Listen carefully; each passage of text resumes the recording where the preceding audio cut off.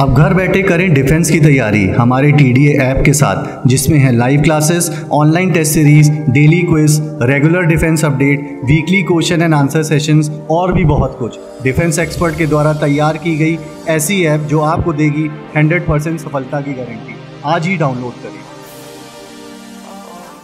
Hi guys, welcome to the Trishul defence academy एंड आज आप लोगों के सामने कॉन्स्टिट्यूशन का unit second, it will be started to unit second and to citizenship article 5 to 11, article 5 to 11 to citizenship and नागरिकता। जो नागरिकता है यूनिट 2 में, इसी के बारे में आपको बताना है। मैंने इसके पहले पिछले वीडियो में मैंने आपको यूनिट फर्स्ट बताया, भाग 1 में क्या है, लेकिन अब बताएंगे यूनिट 2 यानी कि भाग 2 में क्या है। तो जो यूनिट 2 है यानी कि भाग 2 है, ये आर्टिकल 5 to 11, आर्टिकल 5 से 11 तक क्या है, इसमें नागरिकता के प्रावधान किए गए हैं। तो जो सिटीजनशिप है, व्हाट इज सिटीजनशिप?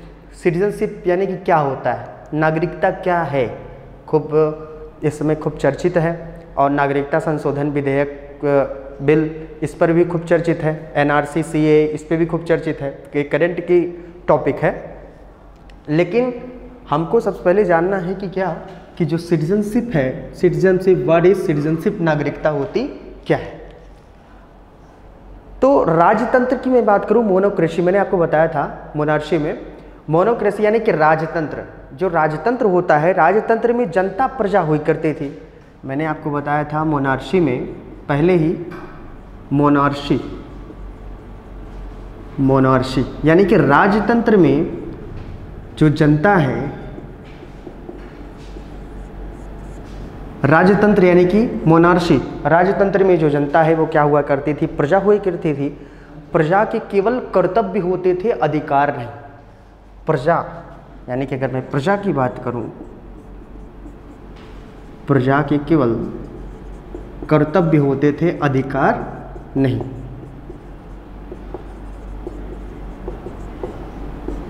जो अधिकार है, अधिकार किसके पास होता था? अगर मैं राइट्स की बात करूं, अधिकार की बात करूं, अधिकार किसके पास होता था?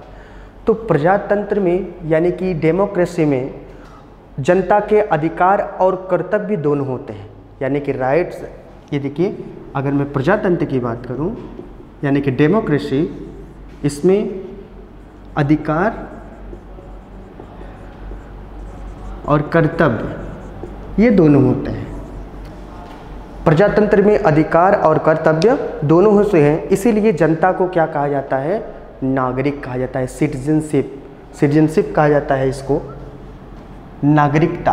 तो जो नागरिकता है ये किस में है, आर्टिकल 5 to 11, आर्टिकल 5 से आर्टिकल 11 तक जो क्या दिया गया है, सिटीजनशिप यूनिट 2 में। तो जैसे जो सिटीजनशिप होती है, सिटीजनशिप एज फॉर एग्जांपल हम लोगों के पास होना चाहिए क्या, वोटिंग आईडी, वोटर आईडी, यानी कि मताधिकार का प्रयोग हम लोग कर सकें। जो मताधिकार का प्रयोग जिसके पास होता है, यानी कि उसके पास यहाँ की नागरिकता, उस देश की नागरिकता उसके पास है। और जो नागरिकता होता है, जैसे वो भारत की नागरिकता उसके पास है, इंडिया की सिटीजनशिप उसके पास है, तो वो राष्ट्रपति यानी कि president and prime minister and chief minister, जितने भी उच्च पदाधिकारी हैं, राष्ट्रपति, प्रधानमंत्री और चीफ मिनिस्टर, मुख्यमंत्री जितने भी हैं, वो सार्वजनिक पद प्राप्त कर सकते हैं। कब प्राप्त कर पाएंगे? जब उनको सिटीजनशिप प्राप्त होगी, यानी कि अगर नागरिकता प्राप्त होगी तब। और क्या होगा, और क्या अधिकार होंगे? अगर आपको भारत की नागरिकता है आपके पास, यानी कि इंडियन सिटीजनशिप है आपके पास, तो वो आप भारत में ज़मीन जायदाद भी खरीद सकते हैं। और ज़मीन जायदाद के बाद, लेकिन बट कुछ दिन पहले अभी एक राइट्स चल रहा था, जम्मू कश्मीर, जम्मू कश्मीर आप सुने होंगे। जम्मू कश्मीर में कुछ ऐसे मुद्दे थे कि वहाँ पर आप ज़मीन नहीं खरीद सकते थे, लेकिन अब प्रेजेंट टाइम पे वो हमारा स्टेट बन चुका है जम्मू कश्मीर, और वहाँ पर हम ज़मीन जायदाद खरीद सकते हैं इस समय प्रेजेंट टाइम में, और वहाँ की हमको नागरिकता भी मिल सकती है।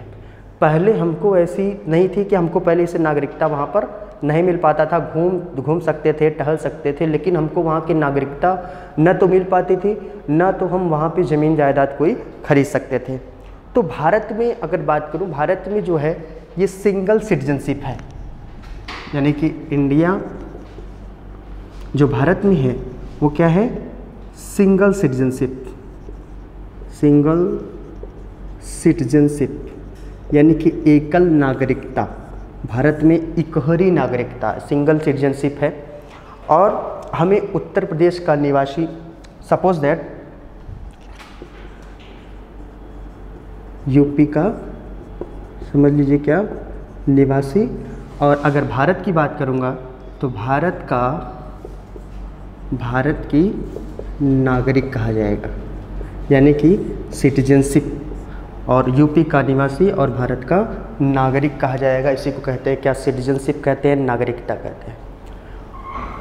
तो भारत की नागरिकता जो है वो संविधान लागू होने के समय, जब कॉन्स्टिट्यूशन अपना लागू हुआ था, जब संविधान अपना लागू हुआ था, और वर्तमान में भारतीय नागरिकता की प्राप्ति वो किस आर्टिकल में है, मैं उसी पर विशेष चर्चा करूँगा।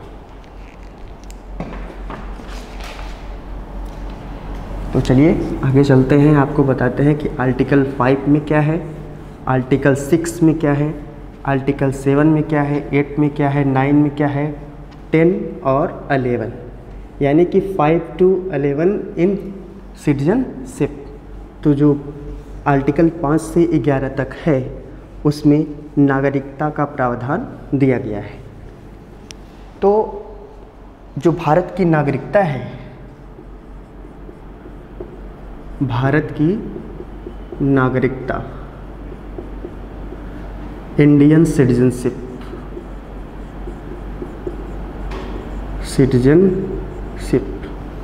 तो जो भारत की नागरिकता है, आर्टिकल 5, अगर मैं आर्टिकल 5 की चर्चा करूं, बात करूं, तो आर्टिकल 5 to 8 ये कब था, संविधान लागू होने के समय, संविधान लागू होने के समय, जब अपना भारत देश आज़ाद हुआ था, उस समय जब संविधान अपना लागू हुआ है। मैंने आपको जिस पेपर में भी और पहले पिछले वीडियो में भी आपको बताया है कि संविधान लागू कब हुआ था और कितने टाइम में हुआ था, डेट भी क्लियर किया है। और जो आर्टिकल 5 to 11 है, संविधान लागू होने के समय लागू हुआ था, आर्टिकल 5 to 8। एंड वर्तमान में जो भारत की नागरिकता है, प्रेजेंट टाइम में, वर्तमान में भारत की नागरिकता, अगर प्रेजेंट टाइम में देखेंगे, इंडियन सिटीजनशिप हमको कैसे मिलती है, यानी कि वर्तमान में जो भारत की नागरिकता है वो हमको कैसे प्राप्त होती है, अगर मैं इसकी बात करूँगा तो एक एक्ट है जिसका नाम है इंडियन सिटीजनशिप एक्ट। एक्ट है कौन सा, Indian citizenship act. Indian citizenship act यानी कि भारतीय नागरिकता अधिनियम 1956 ये है। तो वर्तमान में जो प्रेजेंट टाइम में हमको सिटीजनशिप प्राप्त होगी, मिलेगी हमको, ये भारत में इंडियन सिटीजनशिप एक्ट 1956 के तहत, यानी कि भारतीय नागरिकता अधिनियम के तहत हमको क्या मिलेगा, नागरिकता मिलेगा। उसके बाद जो नागरिकता की समाप्ति है, भारत की नागरिकता की समाप्ति,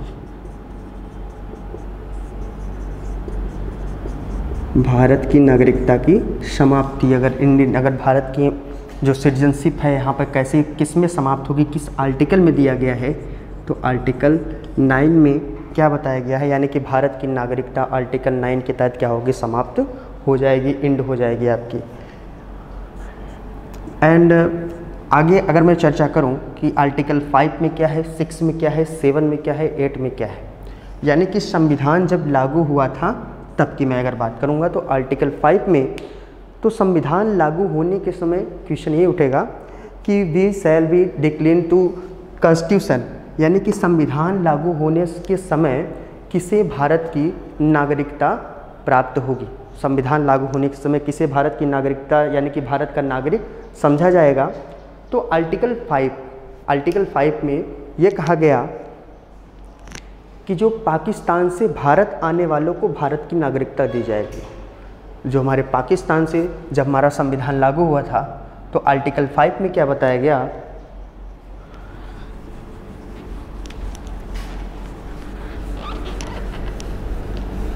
आर्टिकल 5 में ये बताया गया कि जो पाकिस्तान से भारत आया हो, आर्टिकल 5 सबसे पहली बात, जो भारत में जन्मा हो, यानी कि उसकी डेट ऑफ बर्थ कहाँ हो, इंडिया में हो, भारत में जन्मा हो और भारत आने वालों को भारत की नागरिकता, सबसे पहली बात क्या, नागरिकता कैसे मिलेगी। आर्टिकल 5 में क्या कहा गया कि भारत में क्या हो, उसका डेट ऑफ बर्थ हो, यानी कि वो जन्मा हो, यहाँ पर उसने जन्म लिया हो और भारत में जन्मा हो, उसे क्या हो जाएगी, नागरिकता प्राप्त हो जाएगी, उसे नागरिकता सिटीजनशिप प्राप्त हो जाएगी। ये किसमें है, आर्टिकल 5। और अगर मैं आर्टिकल 6 की बात करूँ, आर्टिकल 6 में क्या है, तो पाकिस्तान, जानते हैं हमारी जो इंडिया है भारत का पड़ोसी देश, जिसका नाम है क्या, पाकिस्तान।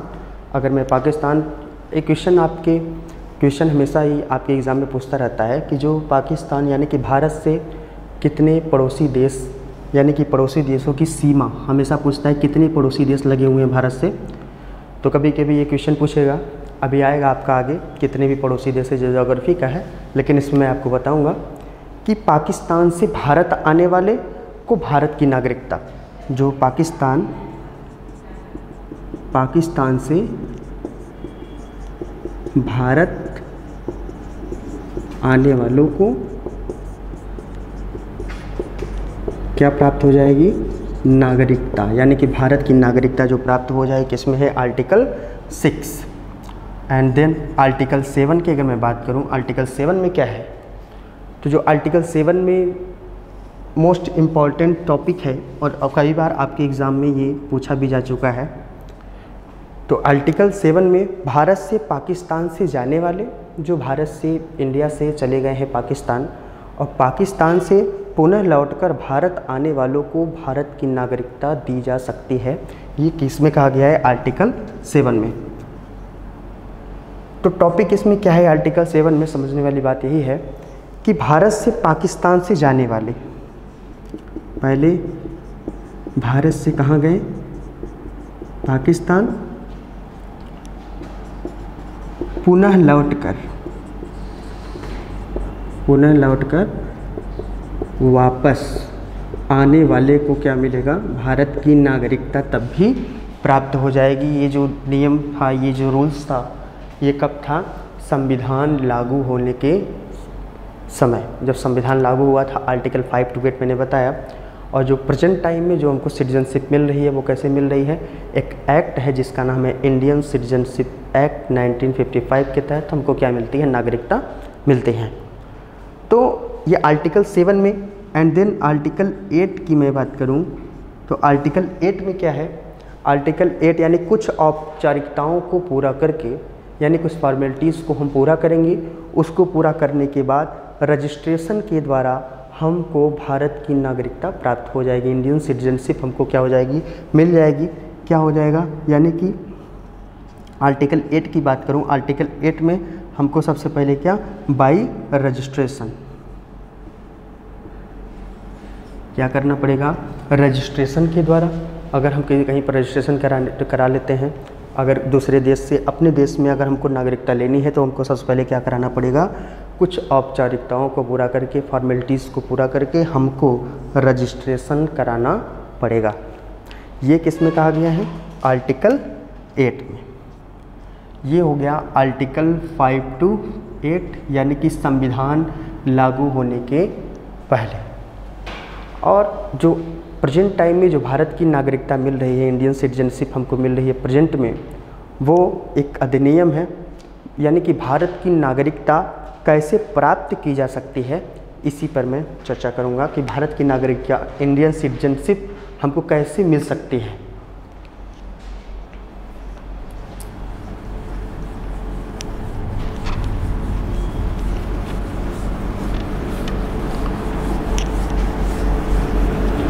तो भारत में जो हमको नागरिकता मिल सकती है, एक एक्ट है, ये एक्ट बना है 1955 में, जिसका नाम है क्या, भारतीय नागरिकता अधिनियम। यानी क्वेश्चन ये है कि भारत की नागरिकता हमको कैसे प्राप्त हो सकती है। क्वेश्चन ये है, भारत की नागरिकता कैसे प्राप्त हो सकती है।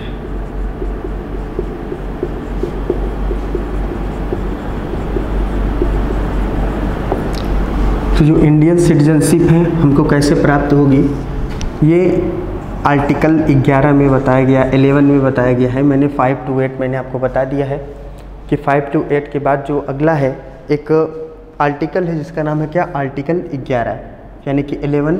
आर्टिकल 11 में आपको बताया गया, अनुच्छेद 11 में आपको ये बताया गया कि नागरिकता संबंधी जो एक्ट है, अधिनियम है, बनाने के लिए शक्ति जो प्राप्त है वो किसको प्राप्त है, पार्लियामेंट को प्राप्त है। पार्लियामेंट यानी कि संसद को प्राप्त है। तो नागरिकता संबंधी अधिनियम, नागरिकता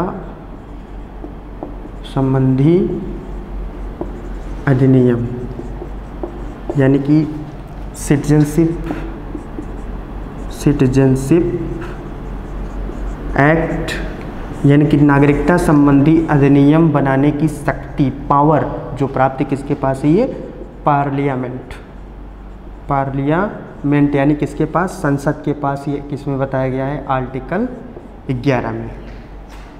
मोस्ट इम्पॉर्टेंट टॉपिक है क्योंकि ये हाल ही में विशेष में करंट न्यूज़ में भी है कि नागरिकता बिल CAA और NRC, ये करंट की टॉपिक है और उसमें भी बताऊंगा। लेकिन जो करंट के अलावा मैं अगर इसमें बात करूं, पॉलिटी में जो नागरिकता है, यूनिट 2 में नागरिकता का डेफिनेशन जो बताया गया है और हमको नागरिकता कैसे प्राप्त हो सकती है, इस पर विशेष चर्चा है कि नागरिकता संबंधी अधिनियम यानी कि सिटीजनशिप एक्ट जो है, सिटीजनशिप एक्ट पारित करने का जो पावर है वो किसको पास है, पार्लियामेंट के पास। ये किस में दिया गया है, आर्टिकल 11 में। जो ये पावर है पार्लियामेंट का, इस पावर का जो प्रयोग करके, यूज करके संसद जो है एक अधिनियम बनाएगा जिसका नाम है नागरिकता अधिनियम 1955। यही संसद जो पार्लियामेंट है, पार्लियामेंट ने ही अपने पावर का यूज करके एक अधिनियम बनाया, भारतीय नागरिकता अधिनियम 1955। क्या बनाया, भारतीय नागरिकता अधिनियम 1955। तो भारतीय नागरिकता अधिनियम 1955 यानी कि Indian citizenship act, Indian citizenship act 1955, भारतीय नागरिकता अधिनियम 1955 के जो बनाया गया वो किसके, कौन बनाया, ये पार्लियामेंट यानी कि संसद ने बनाया। जो संसद ने बनाया है ये किस में है, आर्टिकल 11 में है। इस अधिनियम के अंतर्गत यानी कि इस एक्ट के अंतर्गत जो है, इंडियन सिटीजनशिप एक्ट 1955 के अंतर्गत क्या किया जाएगा, कैसे प्राप्त होगी हमको नागरिकता। अगर मैं इसकी बात करूँगी सिटीजनशिप, तो बाई बर्थ, सबसे पहले क्या होना चाहिए, बाई बर्थ, यानी कि आप क्या, यहाँ के आप भारत में जन्मे हो। और बाई रजिस्ट्रेशन, बाई रजिस्ट्रेशन यानी कि पंजीकरण के माध्यम से, रजिस्ट्रेशन के माध्यम से भी आपको जो नागरिकता है, सिटीजनशिप है, वो प्राप्त हो सकती है। और रजिस्ट्रेशन बाय बर्थ, और इसके बाद अगर मैं बात करूं देशीकरण, एक होता है वंशानुक्रम, ये जेनेटिक मीन्स वंशानुक्रम, यानी कि वंशानुक्रम बाई जेनेटिक, यानी कि वंशानुक्रम के अनुसार भी आपको भारत की नागरिकता प्राप्त हो सकती है। और एक है देशीकरण,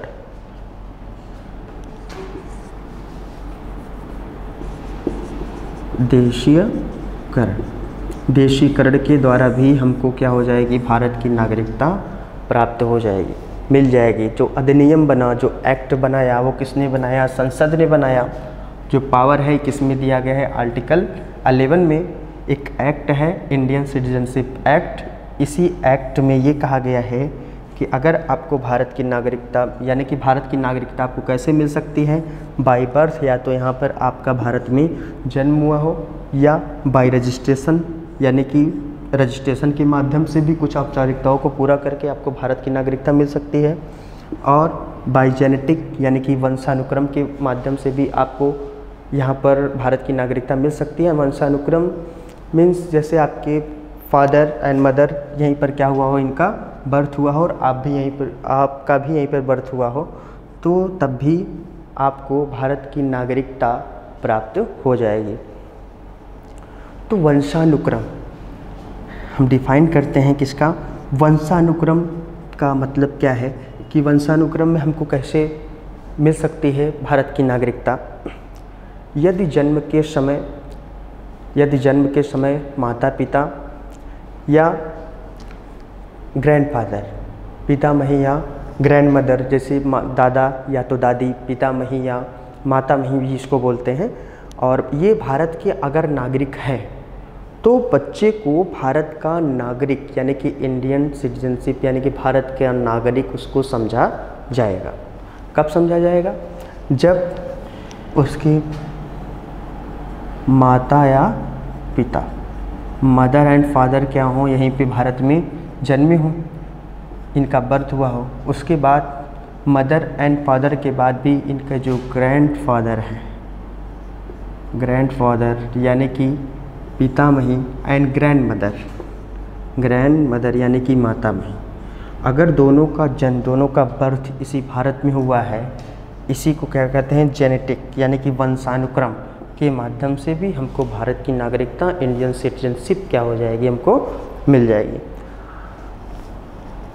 और अगर मैं आगे चर्चा करूं कि भारत की नागरिकता रजिस्ट्रेशन के माध्यम से कैसे हमको भारत की नागरिक या इंडियन सिटीजनशिप हमको रजिस्ट्रेशन के द्वारा कैसे मिलेगी, अगर मैं इस पर बात करूं, यदि कोई फॉरेन गर्ल्स है, एज फॉर एग्जांपल मैं आपको बताता हूं,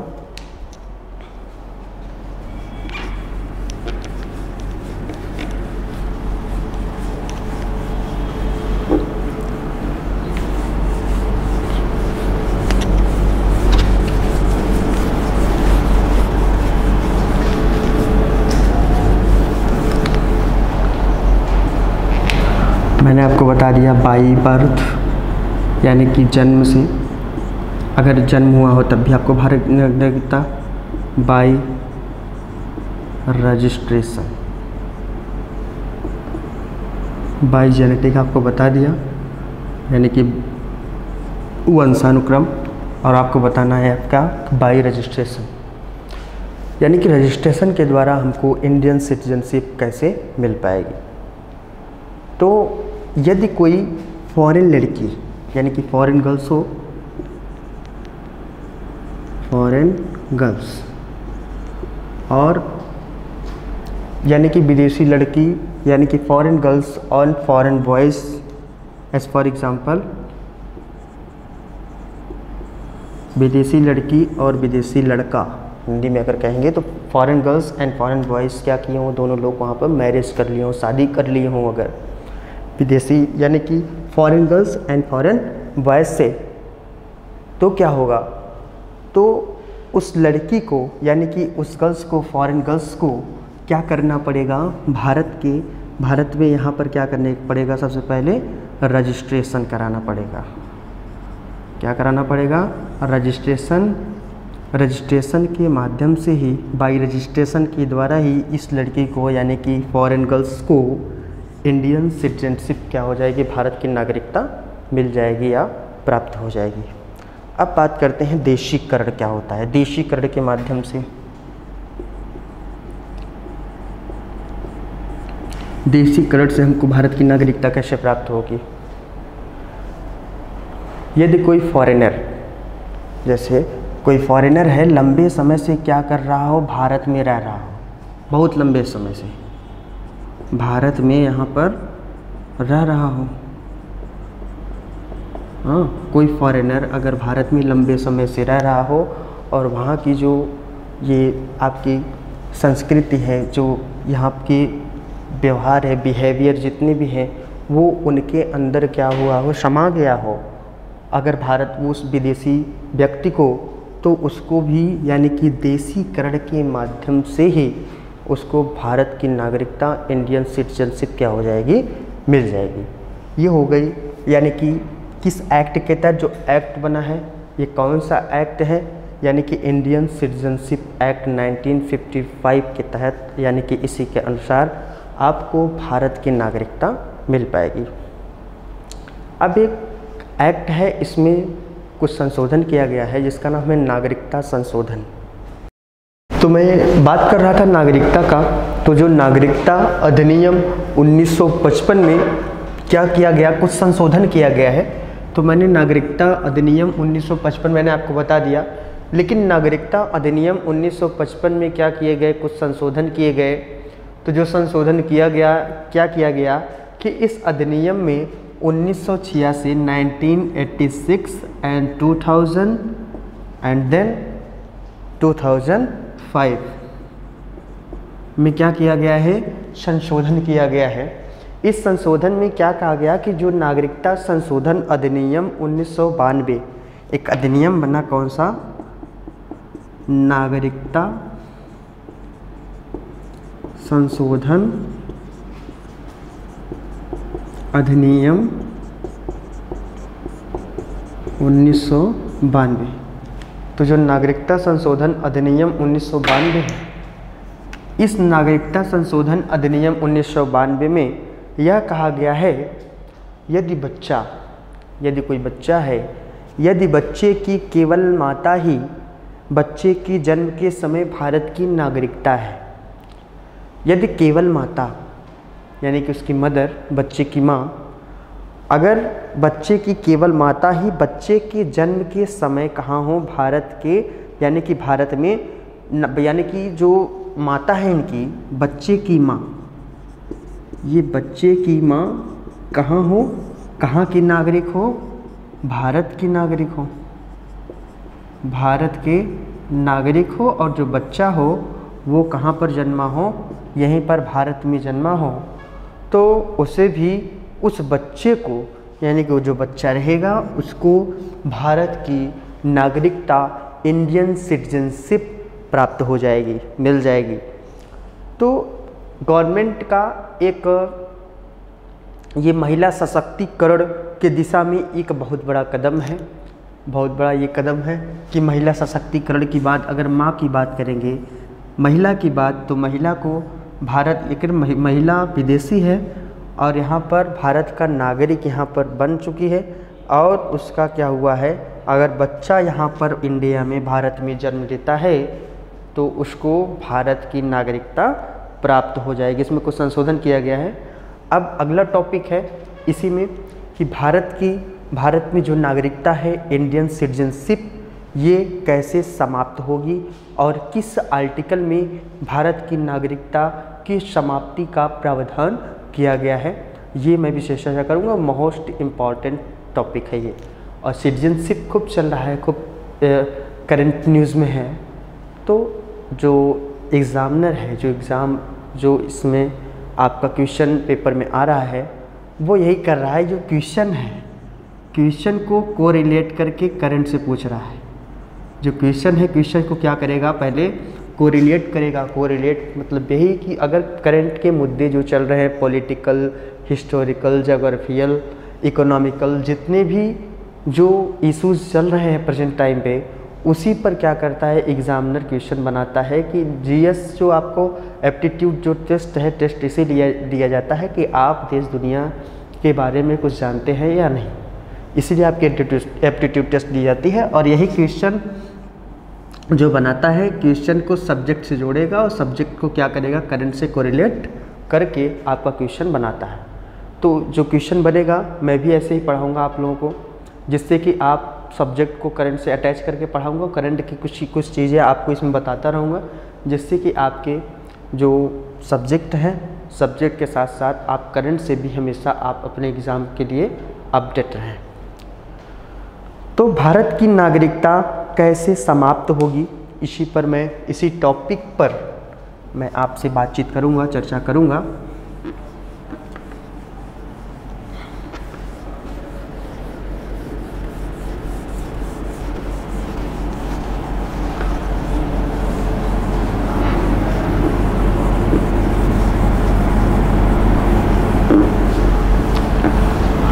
बात करते हैं, क्वेश्चन आपका है कि भारत की जो नागरिकता है वो कैसे समाप्त हो सकती है। भारत की नागरिकता कैसे समाप्त हो जाएगी, यानी कि नागरिकता, भारतीय नागरिकता की समाप्ति,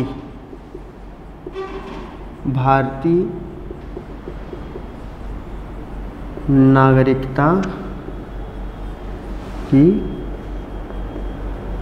समाप्ति, यानी कि जो भारतीय नागरिकता की समाप्ति है, भारत की जो नागरिकता है वो कैसे समाप्त होगी, वो किस में बताया गया है, आर्टिकल 9।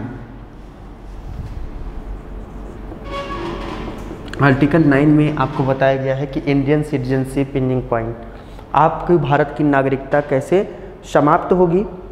सबसे पहले स्वेच्छा से त्याग देने पर, अगर मैं चाहता हूँ भारत की नागरिकता को समाप्त करना, अपनी नागरिकता त्यागना, तो स्वेच्छा से त्याग देने पर भी हमको जो भारत की नागरिकता है वो क्या हो जाएगी, प्राप्त हो, यानी कि समाप्त हो जाएगी। यानी कि सबसे पहला पॉइंट क्या है, स्वेच्छा से त्याग देने पर,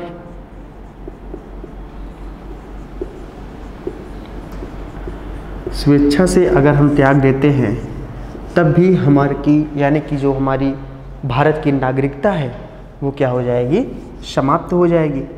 और एंड देन सेकेंड मैं अगर बात करूं, दूसरे देश की नागरिकता ले लेने पर, अगर हम क्या कर रहे हैं कि दूसरे देश की नागरिकता ले रहे हैं, तब भी हमारे भारत देश की नागरिकता क्या हो जाएगी, समाप्त हो जाएगी। तो दूसरा पॉइंट क्या है, दूसरे देश की नागरिकता ले लेने पर, अगर हम दूसरे देश की नागरिकता ले रहे हैं तब भी हमारी भारत की जो नागरिकता है वो क्या हो जाएगी, समाप्त हो जाएगी। क्यों? अगर क्वेश्चन में आपसे पूछूं कि जो क्वेश्चन है दूसरे देश की नागरिकता ले लेने पर हमारे भारत की नागरिकता क्यों समाप्त हो जाएगी, मैंने आपको पहले ही बताया है कि भारत में क्या क्या प्रावधान है नागरिकता के लिए, तो उसी में ही आपका आंसर छिपा है। क्योंकि जो भारत में दोहरी नागरिकता का प्रावधान नहीं है, जो भारत है अपना इंडिया है, भारत में दोहरी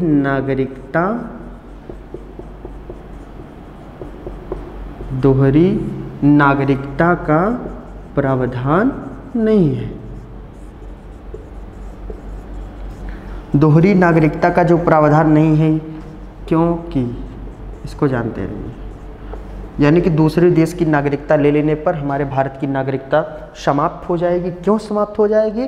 क्योंकि दोहरी नागरिकता का प्रावधान हमारे इंडिया में या भारत में नहीं है। इसके बाद में अगर बात करूं, भारत में देशद्रोह की स्थिति में भी आपकी नागरिकता, भारत की नागरिकता क्या हो जाएगी, समाप्त हो जाएगी। यानी कि देशद्रोह की स्थिति में अगर देशद्रोही हो गए हम लोग, अगर कोई देशद्रोही हो गया तो देशद्रोही की स्थिति में, सिचुएशन में भी क्या हो जाएगी, आपके भारत की जो नागरिकता है, जो सिटीजनशिप है, वो क्या हो जाएगी, समाप्त हो जाएगी। ये हो गया आपका आर्टिकल 9 की भारत की नागरिकता की समाप्ति। अब भारत की दोहरी नागरिकता, भारत में दोहरी नागरिकता का जो प्रावधान किया गया, ये कैसे किया गया, अगर मैं इस पर चर्चा करूं तो एक स्टोरी है कि अगर भारत में दोहरी नागरिकता का प्रावधान नहीं है तो एक समिति थी जिसका नाम था सिंधवी समिति।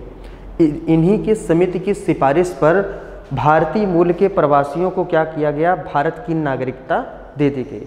जो भारतीय मूल के प्रवासी थे, यानी कि जो बाहर रह रहे थे और भारतीय मूल के थे, उनको भारत की नागरिकता क्या कर दी गई दोस्तों, दे दी गई। लेकिन यह नागरिकता पूर्ण रूप से नहीं था।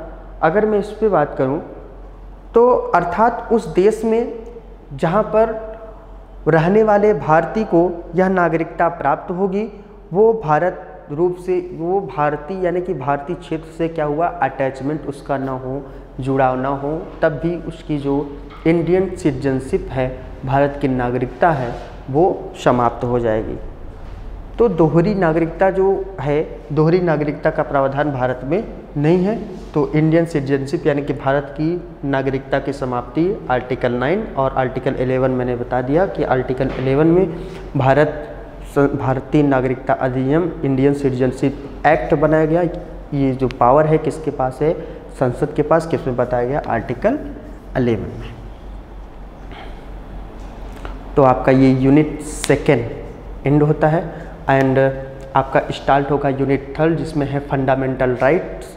फंडामेंटल राइट्स मीन्स आपके मौलिक अधिकार के बारे में बताया गया है, आपकी पर्सनल जो राइट्स है उसके बारे में बताया गया है, मौलिक अधिकार के बारे में, मौलिक अधिकार होता क्या है, मौलिक अधिकार में उसमें आपका जो ये है यूनिट 3 है और यूनिट 3 आर्टिकल 12 to 35 यानी कि 12 से 35 तक है। और यूनिट 3 मैं उसी पर चर्चा करूँगा।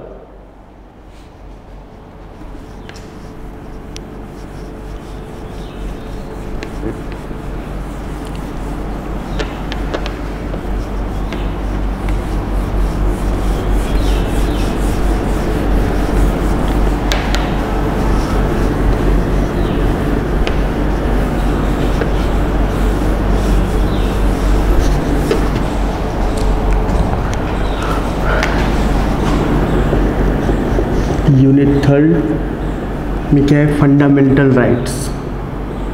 मोस्ट इम्पॉर्टेंट टॉपिक है ये फंडामेंटल राइट्स। और ये टॉपिक हम सबका व्यक्तिगत अधिकार है, पर्सनल राइट्स है। और इस पर्सनल राइट को सभी को जानना ज़रूरी है कि फंडामेंटल राइट्स होता क्या है। और बिना फंडामेंटल राइट्स के, बिना अपने मौलिक अधिकार के मैं अपने पर्सनल राइट्स का जो डेवलपमेंट है वो नहीं कर सकता, यानी कि अपने व्यक्तिगत अधिकार का हम प्रयोग या विकास नहीं कर सकते हैं। तो मौलिक अधिकारों को थोड़ा सा टॉपिक आपको बताते हैं कि मौलिक अधिकार सबसे पहले होता क्या है, यानी कि फंडामेंटल राइट्स क्या होते हैं। तो मौलिक अधिकारों को नैसर्गिक अधिकार, जो मौलिक अधिकार होता है, फंडामेंटल राइट्स होता है, उसको नैसर्गिक अधिकार, आधारभूत अधिकार या ह्यूमन राइट्स या मानवाधिकार कहा जाता है। मानवाधिकार कहने के साथ साथ यह आधारभूत अधिकार इसलिए है, जो हमारे राइट्स हैं, जो आधारभूत अधिकार हैं हमारे, वो इसलिए हैं कि इसके बिना हम अपने व्यक्तित्व का विकास नहीं कर सकते हैं, अपनी पर्सनालिटी को डेवलपमेंट हम नहीं कर सकते हैं। जब तक हमको कोई राइट्स नहीं मिलता या तो अधिकार नहीं मिलता, तब तक हम अपनी पर्सनालिटी डेवलपमेंट नहीं कर सकते हैं। तो आर्टिकल 12 to 35 यानी कि आर्टिकल 12 से 35, अनुच्छेद 12 से 35 यूनिट 3 यानी कि भाग 3 में क्या बताया गया है, फंडामेंटल राइट्स यानी कि मौलिक अधिकार, मौलिक अधिकार, फंडामेंटल राइट्स। तो जो फंडामेंटल राइट्स यानी कि मौलिक अधिकारों को, ये आधारभूत अधिकार है।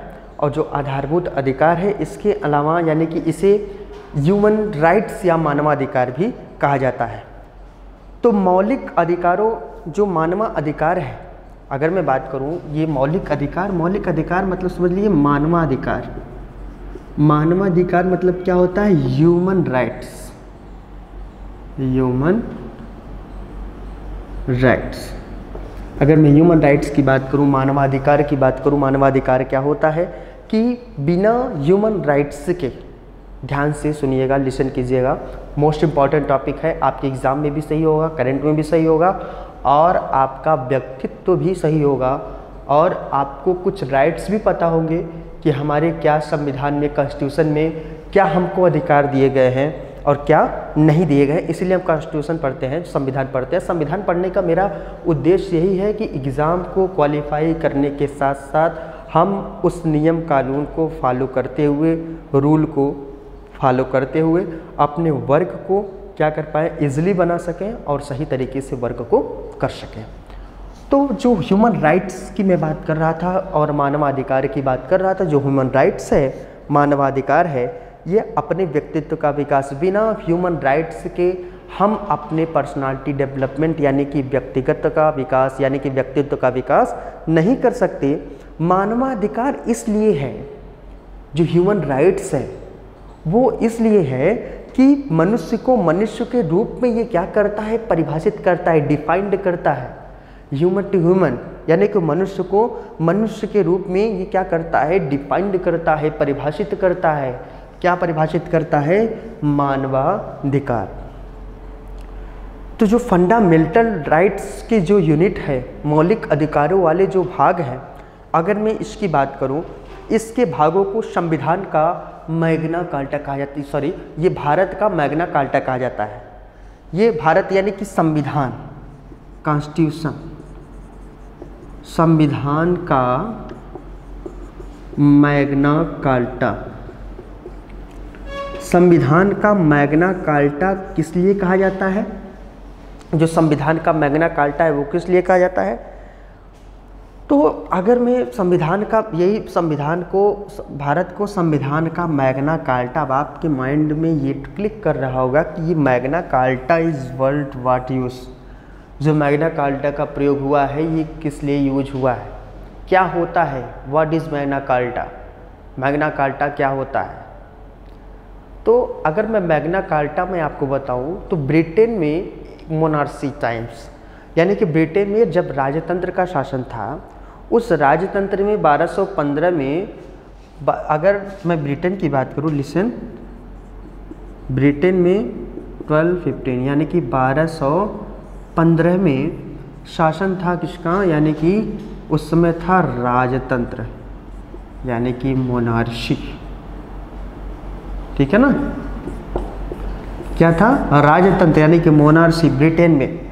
तो जो राजतंत्र था ब्रिटेन में, मोनार्शी था, वो उसमें राजतंत्र में एक मैग्ना कार्टा नामक पत्र था, लेटर था।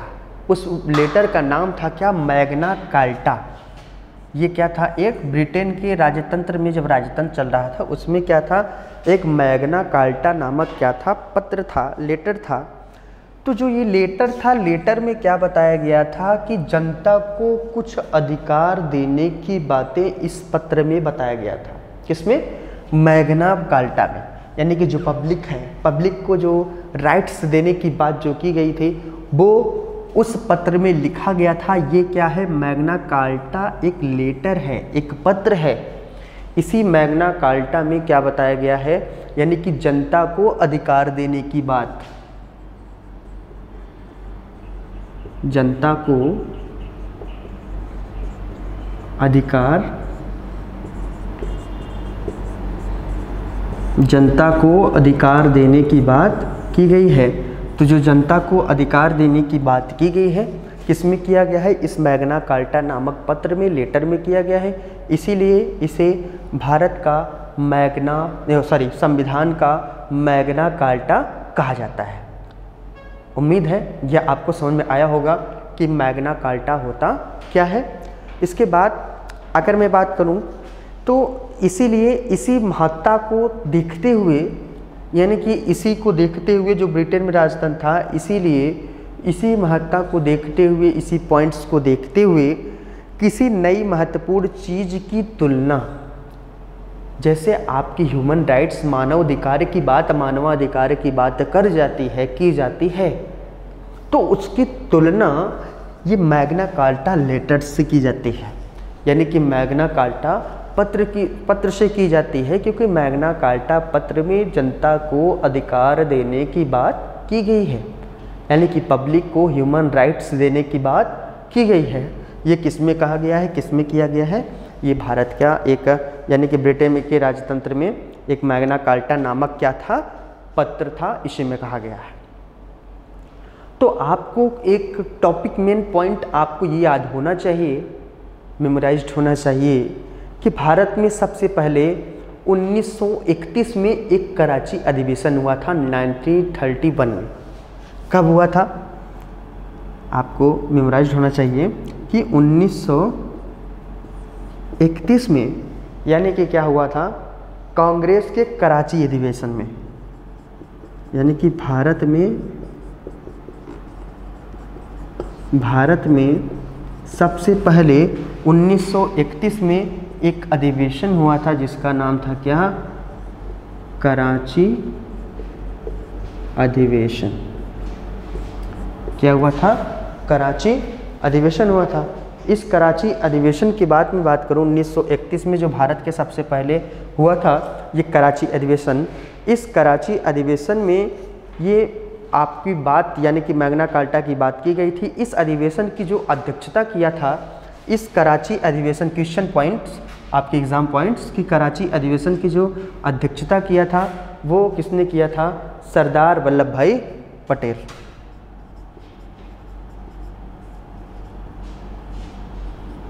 सरदार वल्लभ भाई पटेल। तो सरदार वल्लभ भाई पटेल कराची अधिवेशन में क्या की गई, इन्होंने अध्यक्षता की थी। इसके बाद पंडित जवाहरलाल नेहरू, हमारे India first prime minister Pandit Jawaharlal Nehru की अगर मैं बात करूं, तो पंडित जवाहरलाल नेहरू ने मौलिक अधिकारों पर एक प्रस्ताव पेश किया था। उस समय जो प्रस्ताव पेश किया मौलिक अधिकारों पर ही, फंडामेंटल राइट्स पे ही। अब फंडामेंटल राइट्स आपको पता हो गया है क्या है, हमारा मानवाधिकार है, बिना मानवाधिकार यानी कि हमारा क्या है, व्यक्तिगत अधिकार है, पर्सनल राइट्स है। बिना अपनी व्यक्तिगत अधिकार पर्सनल राइट्स के हम अपने व्यक्तित्व का विकास नहीं कर सकते हैं। और इसीलिए हमको संविधान में भाग 3 में ये बताया गया किसके बारे में, मौलिक अधिकार के बारे में। और जानना अति आवश्यक है, मोस्ट इम्पॉर्टेंट है। इसीलिए आप हमारे साथ जुड़े रहिए इसी टॉपिक पर, इसी मौलिक अधिकार के टॉपिक पर। तो जो मौलिक अधिकार में मैं बात कर रहा था, तो पंडित जवाहरलाल नेहरू यानी कि India first prime minister Pandit Jawaharlal Nehru ने फंडामेंटल राइट्स पर, मौलिक अधिकार पर क्या किया, एक प्रस्ताव पेश किया। प्रस्ताव पेश करने के बाद कांग्रेस ने क्या कर लिया, इसे स्वीकार कर लिया। किसने पेश किया था, पंडित जवाहरलाल नेहरू। तो पंडित जवाहरलाल नेहरू ने क्या किया था, एक प्रस्ताव पेश किया। तो जो प्रस्ताव पेश किया इसे कांग्रेस ने क्या कर लिया, स्वीकार कर लिया। जो कांग्रेस है, कांग्रेस ने क्या कर लिया, इसे स्वीकार कर लिया, एक्सेप्ट कर लिया। और बाद में जब संविधान सभा गठित हुई, जो भारत में जो संविधान सभा की मैं बात कर रहा हूँ, इंडियन कॉन्स्टिट्यूशन की जो बात कर रहा हूँ, भारतीय संविधान में जो भारतीय संविधान सभा, केवल मैं संविधान सभा की बात करूँ, संविधान सभा जब गठित हुई तो मौलिक अधिकारों वाले जो समिति के जो अध्यक्ष बनाए गए थे वो कौन बनाए गए थे, सरदार पटेल जी बनाए गए थे। मौलिक अधिकारों वाली समिति के अध्यक्ष, मोस्ट इम्पॉर्टेंट है, मौलिक अधिकारों वाले समिति के अध्यक्ष। तो मौलिक अधिकारों वाले समिति के अध्यक्ष किसको बनाया गया था, सरदार पटेल जी को। मोस्ट इम्पॉर्टेंट और आपके एग्ज़ाम में आना तय है, फिक्स है, वेरी मोस्ट इम्पॉर्टेंट। मौलिक अधिकारों वाले समिति के अध्यक्ष तो सरदार पटेल। देखिए मैं आपको बता दूं कहाँ से मोस्ट इम्पॉर्टेंट है, आपको स्टोरी वैसे ही पता हो जाती होगी कि क्या है, स्टोरी आराम से सुनते चले रहिए, आपके माइंड में ये क्या होगा, पॉलिटी सेट होता जाएगा। और मैं जो एग्ज़ाम व्यू पॉइंट होगा आपको डिनोट करा दूंगा कि ये इंपॉर्टेंट है आपके लिए, कि ये है। जैसे कि भारत में सबसे पहले कौन सा अधिवेशन हुआ, कराची अधिवेशन हुआ, जिसकी अध्यक्षता किसने की थी, सरदार वल्लभ भाई पटेल। अब इसमें जो आ जाएगा कि मौलिक अधिकारों वाली समिति के अध्यक्ष कौन बनाए गए, तो सरदार पटेल। अब यही पूछ लेगा कि फंडामेंटल राइट्स यूनिट किस में है, भाग किस में है, तो भाग 3 में है। पूछ लेगा यही कि संविधान के जो मौलिक अधिकार है आर्टिकल कितने से कितने तक है, तो आर्टिकल 12 से 35 तक है। आर्टिकल 12 से 35 में क्या है, यानी कि मौलिक अधिकार यानी कि फंडामेंटल राइट्स की बात की गई है। तो चलिए नेक्स्ट वीडियो में मैं आपको मौलिक अधिकार जो फंडामेंटल राइट्स हैं मैं उन पर विशेष चर्चा करूंगा और उनकी विशेषताएं बताऊंगा कि मौलिक अधिकारों की विशेषताएं क्या होती हैं। जो विशेषताएं आपको बताऊंगा वो नेक्स्ट वीडियो में बताऊंगा। आप जो बताए हैं आप इसको डिनोट करके माइंड में सेट करके आप याद करते रहिए, चीज़ों को समझते रहिए और एग्ज़ाम को क्वालिफाई करते रहिए। जय हिंद। अब घर बैठे करें डिफेंस की तैयारी हमारे TDA ऐप के साथ, जिसमें है live classes, online test series, daily quiz, regular defence update, weekly question and answer sessions और भी बहुत कुछ। डिफेंस एक्सपर्ट के द्वारा तैयार की गई ऐसी ऐप जो आपको देगी 100% सफलता की गारंटी। आज ही डाउनलोड करें।